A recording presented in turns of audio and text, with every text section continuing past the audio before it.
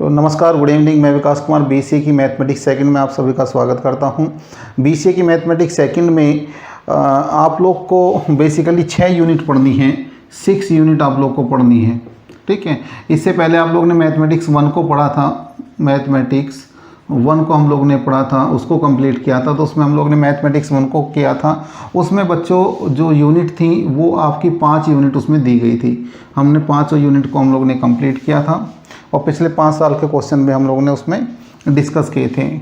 इस बार जो mathematics second है, मैथ सेकंड इस बार जो है, इसमें बेसिकली आपको 6 यूनिट पढ़नी है, जिसमें जो पहली यूनिट है वो आपकी सेट थ्योरी है। तो सेट थ्योरी की अगर मैं बात करूं तो पूरे मैथमेटिक्स का सबसे अलग टाइप का पार्ट है। आपको इसको पढ़ते समय ये महसूस होगा कि अलग टाइप की थ्योरेटिकल मैथमेटिक्स पढ़ रहे हैं, लेकिन आपके सिलेबस में है और बड़ा इंपॉर्टेंट है। बहुत अच्छे नंबरों में इसको पूछा जाता है। 5 से 10 नंबर का क्वेश्चन अक्सर इससे पूछा जाता है। तो हम लोग बेसिकली जो शुरू करेंगे सेट थ्योरी को, हम लोग इसको शुरू करेंगे डेफिनेशन से। सबसे पहले बात कर लेते हैं कि इसकी डेफिनेशन क्या है। तो लिख लीजिए डेफिनेशन क्या है। सेट थ्योरी की बेसिकली डेफिनेशन क्या होगी उसको लिख लेते हैं। तो यहाँ पे लिखें आप लोग, the collection of well defined objects is known as set। ठीक है, तो सेट की जो डेफिनेशन हुई वो क्या हुई कि ये एक ऐसा कलेक्शन है, ये एक कलेक्शन है किसका, वेल डिफाइंड ऑब्जेक्ट्स का। तो वेल डिफाइंड बेसिकली क्या है, ये जो वर्ड है वेल डिफाइंड, ठीक है, इसका मतलब क्या है। इसका मतलब बच्चों ये है कि जो भी चीज़ें डिफाइन है वो सबके लिए हो, उसका मीनिंग सबके लिए एक जैसा हो। मेरे लिए भी जो मेरे लिए है वही आप लोग के लिए हो और वही सबके लिए हो। ठीक है, कहने का मतलब ये है, वेल डिफाइन को मैं ऐसे कह सकता हूँ हिंदी में कि ये पूर्णतः सत्य हो, पूर्णतः ये सत्य हो। वेल डिफाइन का मतलब क्या है, सबके लिए सच हो और सर्वमान्य हो। सर्वमान्य, उसको सब माने। कोई अगर एक भी मना कर देगा कि मैं नहीं मानूंगा तो वो वेल डिफाइंड नहीं हो जाता। ये जो ऑब्जेक्ट्स हैं, इस ऑब्जेक्ट्स को हम लोग एलिमेंट्स बोलते हैं। इसको एलिमेंट्स भी हम लोग बोलते हैं। ठीक है, तो जो पूरी तरीके से सच है, सर्वमान्य है, सब लोग जिसको मानते हैं, ऐसे एलिमेंट्स का कलेक्शन ही सेट कहलाता है। जैसे आप लोग ने घर में भी देखा होगा कि बर्तनों का सेट है, चद्दरों का सेट है और भी अलग अलग तरीके का सेट है। ठीक है, तो उन सब सेट को मैथमेटिक्स में, वो जो वेल डिफाइंड ऑब्जेक्ट्स हैं उनका जो कलेक्शन है उसको हम लोग मैथमेटिक्स में क्या बोलते हैं, सेट बोलते हैं। ठीक है, तो ये इसकी डेफिनेशन है। तो इसमें आप लोग को इस चीज़ पे थोड़ा सा ध्यान देना पड़ेगा कि ये वेल डिफाइन है क्या। ये जो सबके लिए सच हो, सबके लिए जिसको सब माने वही वेल डिफाइन है। ठीक है, जैसे अगर मैं बात करूं एक एग्जांपल की, अगर मैं बात करूं, अगर मैं आपसे कहूं कि कलेक्शन ऑफ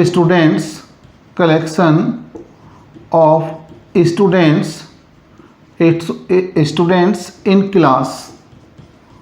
ठीक है, तो ये जो कलेक्शन है ये वेल डिफाइन होगा कि नहीं होगा, इसके बारे में चर्चा कर लेते हैं। देखिए, क्लासरूम में कोई भी आएगा, सपोज करिए कि 50 बच्चे बैठे हुए हैं, तो वो जो कलेक्शन होगा वो वेल डिफाइन होगा, उसको आप लोग काउंट कर सकते हैं। तो 50 अगर स्टूडेंट बैठे तो मैं भी ये कहूँगा कि हाँ 50 बैठे हैं, दूसरा भी आएगा काउंट करेगा, वो भी यही कहेगा कि 50 स्टूडेंट इसमें बैठे हैं। तो ये सबके लिए सर्वमान्य होगा, ये पूरी तरीके से सच होगा। तो इसको मैं क्या कहूँगा कि ये जो कलेक्शन है ये आपका सेट होगा। ठीक है, दूसरे एग्जाम्पल की अगर मैं बात करूँ, अगर मैं आपसे कहूँ कि natural number, collection of natural number less than 5, तो आप बड़ी आसानी से कह दोगे कि n इज इक्वल टू 1 है, 2 है, 3 है, 4 है और लेस देन 5 है तो 4 तक। ठीक है, और आप इसको किसी से भी पूछोगे तो हर कोई यही कहेगा कि जो नेचुरल नंबर है लेस देन 5, जो नेचुरल नंबर है वो क्या है, वो 1 है, 2 है, 3 है, 4 है। तो इसको भी सब लोग क्या कहेंगे, इसको भी कहेंगे कि ये एक सेट है, क्योंकि ये जो कलेक्शन हम लोग ने लिया है ये वेल डिफाइन है, सबके लिए एक जैसा है। तीसरे एग्जाम्पल की अगर मैं बात करूं, अगर मैं आपसे कहूं कि collection of collection of honest person in the city। तो आप किसको ऑनेस्ट कहोगे?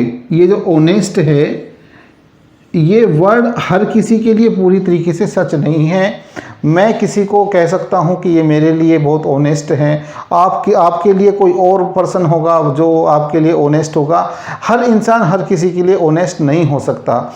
तो जब भी हम लोग क्वालिटी की बात करते हैं किसी आदमी के या किसी जानवर की या किसी भी वस्तु की, अगर हम कैरेक्टर की बात करते हैं तो हम लोग वहाँ पे क्वालिटी की बात करते हैं तो हम लोग वहाँ पे उसको डिफाइन नहीं कर सकते, क्योंकि क्वालिटी हर किसी के लिए अलग अलग होती है। ऑनेस्ट पर्सन मेरी नज़रों में अलग हो सकता है, आपकी नज़रों में अलग हो सकता है, तो ये सर्वमान्य नहीं होगा। तो इसलिए मैं इसको कहूँगा कि ये एक सेट को जनरेट नहीं करेगा। ठीक है, तो यहाँ से मुझे एक बात समझ में आई है कि जो एलिमेंट्स हैं, ये जो एलिमेंट हैं, एलिमेंट्स, ये अगर क्वालिटेटिव होंगे तो सेट को जनरेट नहीं करेंगे। नॉट सेट, तो सेट नहीं होगा। अगर गुणों के आधार पर अगर मैं देखूंगा, गुणों के आधार पर अगर मैं एलिमेंट्स का कलेक्शन लूंगा तो वो सेट को जनरेट नहीं करेगा। और अगर मैं क्वांटिटेटिव बेस पे अगर कलेक्शन करता हूं, क्वांटिटेटिव, अगर मेरे पास में क्वांटिटेटिव कलेक्शन है तो वो एक सेट को जनरेट करेगा। ठीक है, तो आइए बच्चों कुछ एग्जांपल से समझते हैं कि कौन सा कलेक्शन सेट है या फिर कौन सा कलेक्शन सेट नहीं होगा, इसके बारे में बात करते हैं। देखिए पहला है, कुछ यहाँ पे देखिए एग्जांपल लिखे हुए हैं, 2 है, 3, ये 4, ये 5th, ये 6th, ये 7th और ये 8th। ठीक है, पहले की बात करते हैं। कह रहा है कि the collection of all natural number less than 100। तो बताइए क्या ये सेट होगा, ये सेट को जनरेट करेगा? तो ये बिल्कुल सेट को जनरेट करेगा और मैं इसको कहूँगा कि यस, ये एक सेट को जनरेट करेगा। क्यों करेगा? क्योंकि सारे नेचुरल नंबर लेस देन 100, अगर आप किसी से भी पूछोगे तो वो यही कहेगा कि 1 है, 2 है, 3 है। ठीक है, 3 है, और ये जो कलेक्शन है ये कहाँ तक जाएगा? लेस देन 100 है तो ये 99 तक जाएगा। ठीक है, तो इसलिए मैं इसको कहूँगा कि ये एक सेट को जनरेट करेगा। ठीक है, और ऐसे भी न्यूमेरिकल हैं तो न्यूमेरिकली में मैं इसको कहूँगा कि ये सेट को जनरेट करेगा। ठीक है, सेकंड है collection of each honest person in the city. मैंने पहले भी कहा था कि ऑनेस्टी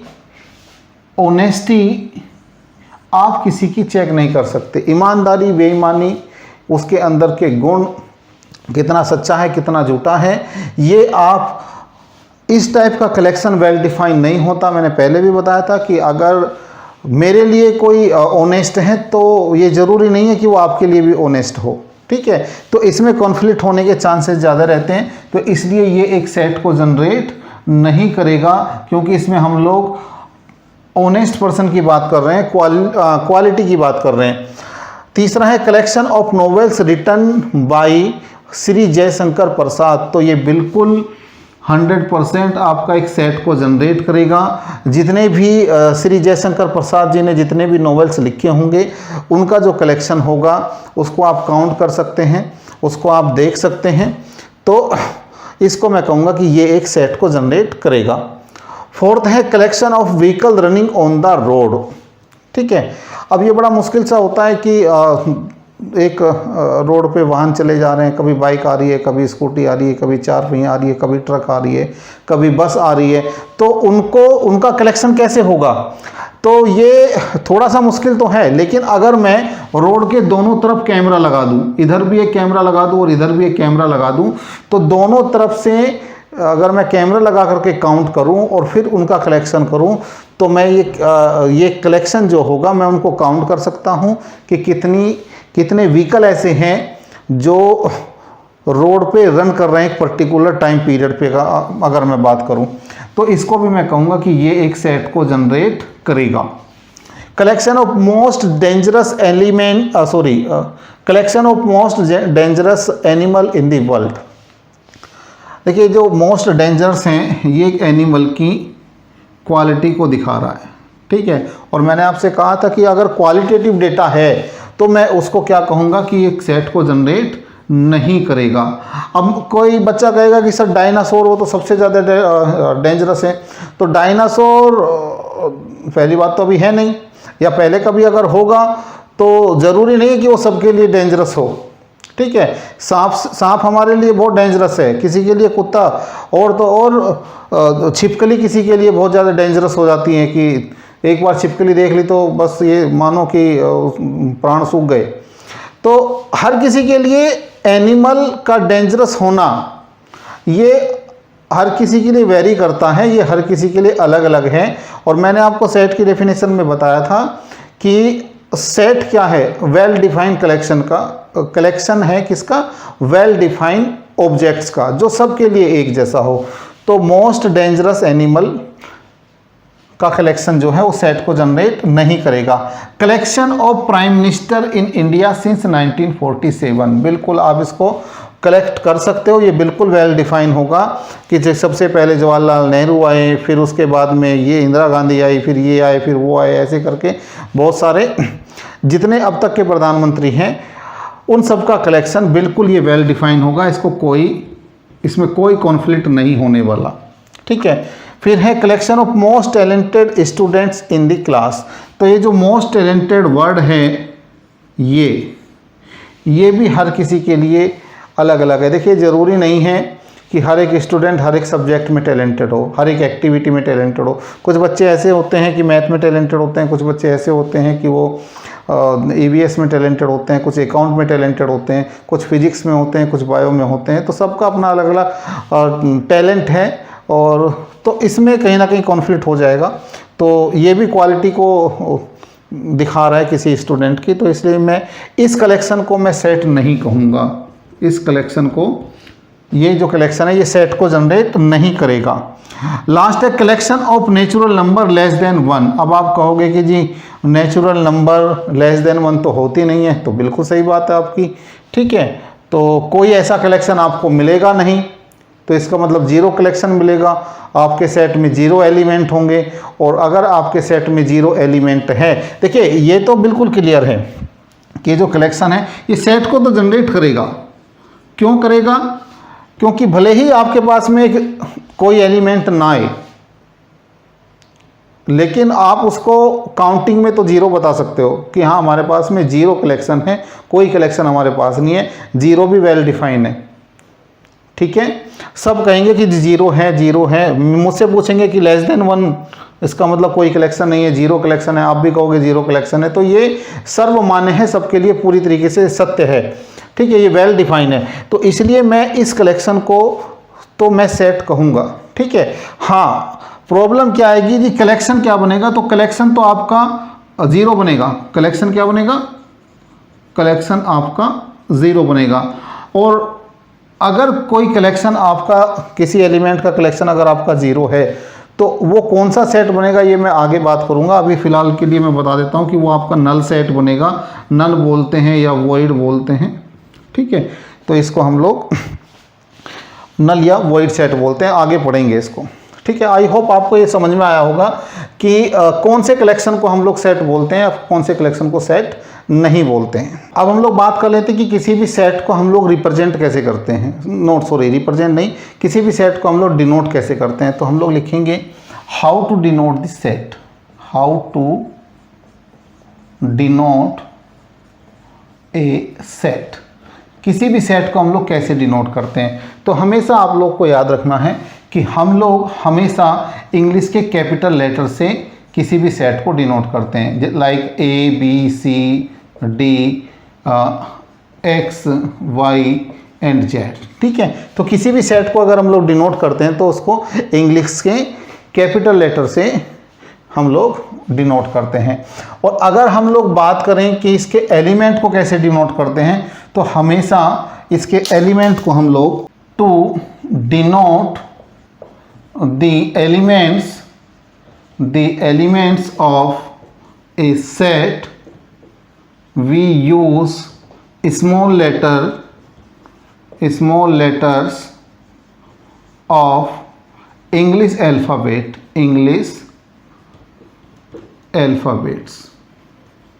ठीक है, लाइक ABCD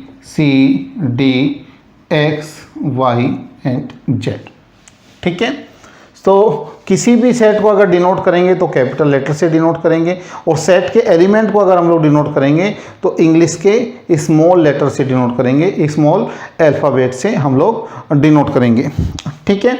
अब दो चीज़ें हो गई, एक तो डिनोट कैसे करेंगे और उसके एलिमेंट को डिनोट कैसे करेंगे। तीसरी बात है कि स्टोर कैसे करेंगे, हाउ टू स्टोर, ठीक है। तो हम लोग स्टोर करने के लिए एक करली ब्रैकेट का यूज़ करते हैं। करली ब्रैकेट का मतलब एलिमेंट को अगर हम लोग रखेंगे तो करली ब्रैकेट में हम लोग रखेंगे। इसको कैसे प्रोनाउंस करेंगे, करली ब्रैकेट, करली ब्रैकेट, इसको हम लोग ऐसे बोलते हैं। देखिए तीन तरीके के आपके ये जो है ब्रैकेट होते हैं, एक तो होता है ये छोटे वाला, एक होता है बड़े वाला, और एक होता है ये, इसको मंझला कोष्ठक भी बोलते हैं हिंदी में, ठीक है। तो ये करली ब्रैकेट है, ठीक। तो ये जो दोनों हैं, ये दोनों जो हमारे पास ब्रैकेट हैं, ये किसी भी फंक्शन की या ये रेंज को डिफाइन करते हैं। ये क्या करते हैं, ये रेंज को शो करते हैं, ठीक है। तो इसलिए हम लोग इन दोनों ब्रैकेट का यूज़ नहीं करते, हम केवल इस ब्रैकेट का यूज़ करते हैं। जैसे सपोज करिए कि अगर मैं आपसे कहूँ कि collection of vowels in English alphabet, collection of vowels of English alphabets, ठीक है। मैंने मान लिया कि वो कलेक्शन आपका V है, तो मैं जो भी मेरे पास में कलेक्शन होगा उसको मैं इस तरीके से डिनोट करूँगा। पहले तो मैं सेट को डिनोट करूँगा, मैंने माना कि ये V है तो मैं इसको कैपिटल V से डिनोट करूँगा, और फिर वोवल्स को लिखूँगा तो A है AEIOU, तो ये मेरे पास में एलिमेंट है, ठीक है। तो देखिए एलिमेंट को मैंने स्मॉल लेटर में लिखा, इंग्लिश अल्फ़ाबेट के स्मॉल लेटर में लिखा, फिर मैंने इसको करली ब्रैकेट के अंदर बंद किया और सेट को मैंने कैपिटल V से डिनोट कर दिया, ठीक है। तो देखिए ये जो A है, सपोज करिए A की अगर मैं बात करूं तो ये जो A है ये किसका एलिमेंट है, मैं इसको क्या लिख सकता हूं, मैं इसको लिख सकता हूं कि small a is the element of set V, मैं इतना लिख सकता हूं, ठीक है। ये जो मैंने इतना बड़ा लिखा है, इसको अगर मैं और कम लिखना चाहूं तो मैं इसको लिख सकता हूं कि A is belongs to set V, मैं इतना लिख सकता हूं, क्योंकि अगर A V का एलिमेंट है तो मैं ये भी तो लिख सकता हूं कि A बिलोंग करता है V से, A का संबंध किससे है, V से है। अब अगर मैं इसको और छोटा करके लिखना चाहूँ, एक सिंबल में लिखना चाहूँ, तो मैं इसको लिख सकता हूँ मैथमेटिकल रूप में कि A बिलोंग्स टू V, ठीक है। इसको कैसे लिखूंगा मैं, ये जो एप्सिलॉन का साइन बना है इसको कैसे प्रोनाउंस करूंगा, इसको मैं लिखूंगा A बिलोंग्स टू V। कहने का मतलब बिलोंग्स टू को इतना हटा करके मैंने एक छोटा सा सिंबल बना दिया, इसका मतलब क्या है, बिलोंग्स टू, ठीक है। तो ऐसे ही अगर मैं कहूँ कि E बिलोंग्स टू V, अगर मैं कहूँ कि U बिलोंग्स टू V, तो ये भी सही है, ये भी सही है और ये भी सही है। और अगर मैं आपसे कहूँ कि Z does not belongs to V, तो डज नॉट बिलोंग्स को मैं ऐसे काट दूंगा और इसको मैं प्रोनाउंस करूंगा डज नॉट बिलोंग्स